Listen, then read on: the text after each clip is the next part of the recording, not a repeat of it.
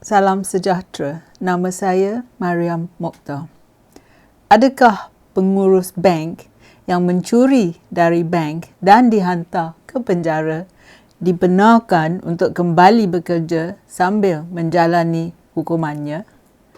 Adakah bank dan pelanggan lain mengalu-alukan perkhidmatannya? Adakah mereka yakin dengan bekas manager ini untuk sekali lagi menguruskan simpanan dan pelaburan mereka, terutamanya kerana pihak bank telah ambil bertahun-tahun untuk mencari bukti untuk menghukum orang ni? Apa yang akan anda lakukan jika anda seorang pelanggan bank ini? Adakah anda bersetuju si banduan manager ni kembali bekerja di situ? Atau adakah anda akan ambil semua wang anda dan pelaburan anda dan depositkan simpanan ni ke bank yang lain? Adakah doktor yang mencuri dari pesakitnya dibenarkan berlatih di hospital selepas dia disabitkan dengan kecurian dan sepatutnya menjalani hukumannya di penjara? Sekiranya anda ketua pentadbir hospital tu, adakah anda membenarkan banduan ini untuk merawat sekali lagi pesakitnya, terutama jika wang yang diberikan dan diderma oleh pesakit untuk membayar rawatan dan ubat-ubatan mereka telah disedut ke dalam akaun si banduan doktor ni? Sebagai pesakit, adakah anda tetap setia pada hospital itu atau anda akan mendapat rawatan di hospital saingan? Dalam kes yang ketiga, adakah guru besar yang mengusungkan dana sekolah dibenarkan kembali untuk menguruskan sekolah itu walaupun selepas dia dipenjara kerana penipuan, for fraud? Adakah Gubernur sekolah dan ibu bapa bersetuju atau menunjukkan rintangan?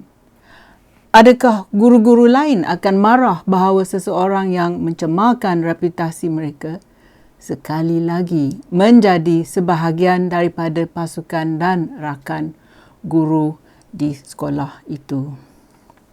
Jadi, lebih penting lagi, adakah murid-murid berfikir bahawa jenayah itu okey sahaja dan tidak salah? Apa dia teladan yang diajar oleh orang dewasa untuk kanak-kanak kita? Sebagai ibu bapa, adakah anda mahu anak anda diajar oleh pencuri? Jawapan kepada semua soalan di atas ni adalah tidak. No.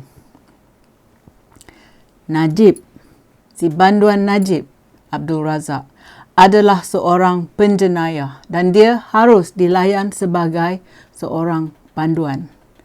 Sekiranya anda pernah menjadi banduan pada masa dulu, adakah anda mendapat rawatan khas atau layanan khas dalam penjara? Adakah anda mencuri berbilion-bilion ringgit seperti si banduan Najib? Saya yakin jenayah anda tidak terbanding dengan jenayah Najib. Jika anda mempunyai saudara mara yang sekarang ni dalam penjara, sama ada menjalani hukuman sekarang atau beberapa tahun yang lepas, adakah mereka dapat layanan khas? Seperti kipas angin dalam bilik. Seperti pergi hospital bila sakit sikit. Seperti mengisikan laman sosial medianya seperti Facebook dan sebagainya. Sekiranya ibu atau bapa mereka, banduan itu, atau adik-beradik atau nenek atau ibu saudara mereka sakit, adakah mereka dibenarkan untuk menziarahi saudara mara yang sakit tu? Sekiranya ada kematian dalam keluarga, adakah mereka dibenarkan keluar penjara untuk pergi kenduri dan menghadiri pengemubian? Orang awam Malaysia terkejut dengan proses munafik dan rawatan keutamaan yang diberikan kepada banduan Najib Abdul Razak. Si banduan Najib banyak lagi kes mahkamah untuk ia hadiri, tetapi kami melihatnya berpakaian baju sutnya dan tali lehernya dan kasut kulitnya. Gari kat tangan pun tak ada. Banduan lain di penjara ada gari, pakai uniform penjara dan selipar Jepun dan diangkut dari penjara ke kompleks mahkamah dan kembali balik ke penjara dalam van penjara. Tidak seperti Najib yang dibawa dalam keselesaan airconnya, ya, berhawa dingin, SUV-nya lengkap dengan polis outrider. Adakah semua ini adil? Dia banduan kan? Dia bukan seleb. Dia bukan Perdana Menteri. Dia seorang pencuri. Semenjak bila kita ni bagi layanan khas untuk penyamun negara? Kebanyakan tahanan penjara dibenarkan pelawat hanya selepas beberapa bulan mereka mula memasuki penjara. Najib tidak sepatutnya menerima lawatan dari keluarga atau pembantu politik sekarang ni. Dia mesti dilayan seperti semua banduan lain. Kalau ia nak buat dia special treatment, jadi semua banduan yang lain mesti juga diberi layanan khas. Sekarang ni, Peguam Najib, Syafiee Abdullah, sedang menguji betapa lemahnya sistem penguatkuasaan undang-undang negara kita. Semalam, dia telah mengadu bahawa Najib tidak dapat menghadiri prosiding parlimen. Najib banduan. Buat apa dia nak pergi parlimen? Adakah Syafiee melupakan bahawa kliennya adalah banduan dan bukan MP ataupun PM? Apa yang akan dicadangkan oleh Najib dan Syafiee seterusnya? Adakah mereka mahu Najib dibenarkan keluar dari penjara untuk melakukan perjalanan di seluruh Malaysia untuk PRU 15 esok? Canvassing for the general election. Takkanlah dia diberi freedom untuk memberi ceramah persiapan untuk PRU 15. Tahun lepas, pasport Najib telah dikembalikan padanya supaya dia boleh melawat anak perempuannya yang bersalin di Singapura. Apabila cucunya meraihkan ulang tahun pertamanya atau mungkin ulang tahun yang keduanya, saya tak pasti, adakah Najib dibenarkan menghadiri birthday party itu?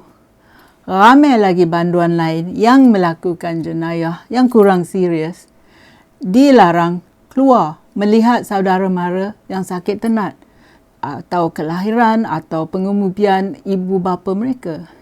Jadi, Najib tidak patut diberi layanan khas. Kedua-dua Najib dan Syafiee tidak boleh anggap yang semua rakyat adalah bodoh. Najib bekas Perdana Menteri Malaysia. Kewajipan dan tanggungjawab sebagai Perdana Menteri adalah untuk berkhidmat untuk rakyat. Tetapi bila dia PM masa dulu, dia hanya berkhidmat untuk diri sendiri dan jadi kaya raya makan duit rakyat. Dia juga berkhidmat untuk memberi kekayaan pada isteri dan kroninya. Najib telah melanggar undang-undang negara. Membongkok peraturan lain, he bends the rules, dan juga dia guna taktik pembuli untuk menghentikan kebenaran daripada dibocorkan kepada rakyat. He stops the truth from coming out.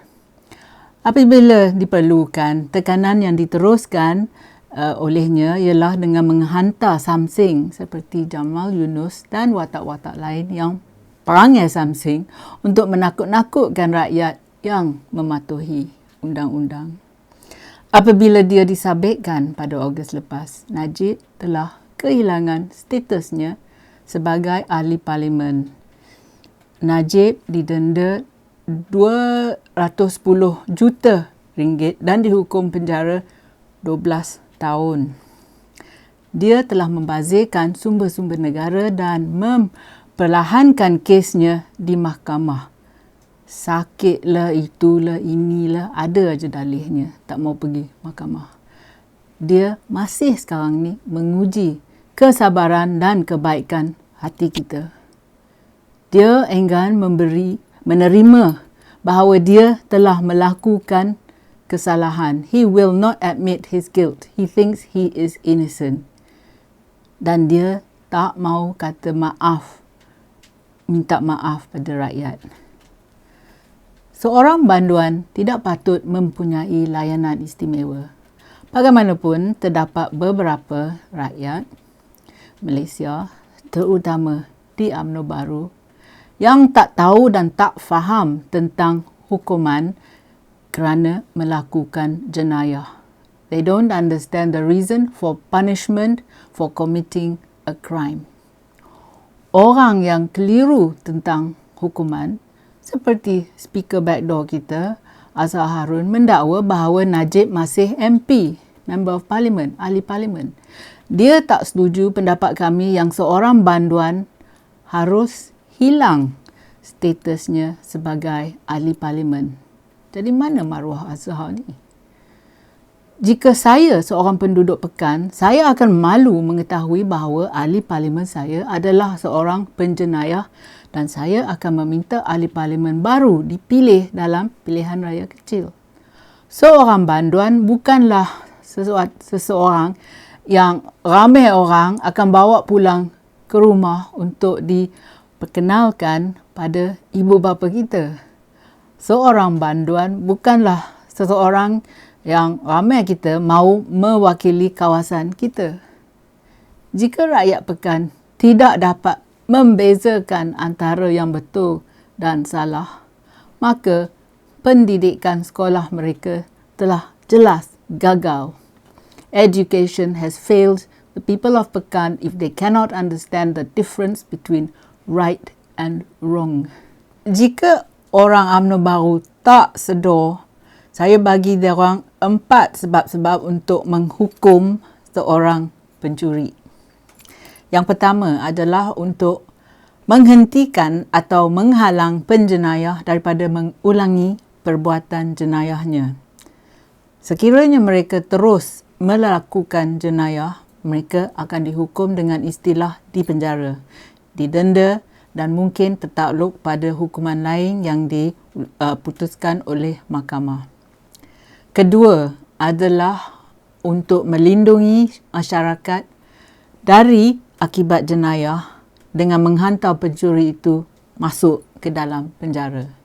Dan yang ketiga adalah untuk menafikan si banduan itu dari banyak kebebasan yang kita nikmati di luar penjara.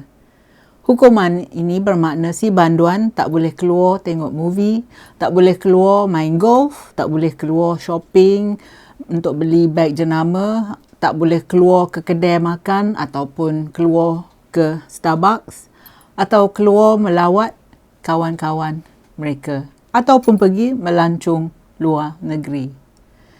Dan alasan yang keempat adalah untuk banduan sedar yang ia telah buat silap dan bertobat untuk menjadi warga negara yang lebih bertanggungjawab.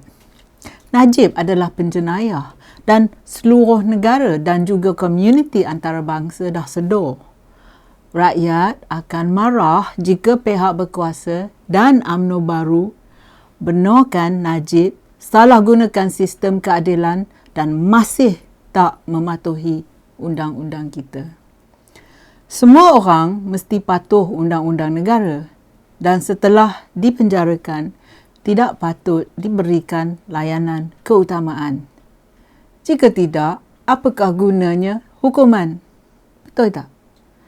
Mesej campuran, mixed messages kepada anak-anak dan belia kita akan membahayakan mereka dan juga negara. Terima kasih kerana sudi menonton. Jumpa lagi. Kalau anda suka video saya, sila tekan like dan subscribe pada channel YouTube saya. Pertimbangkan menyertai laman Patreon saya. Terima kasih.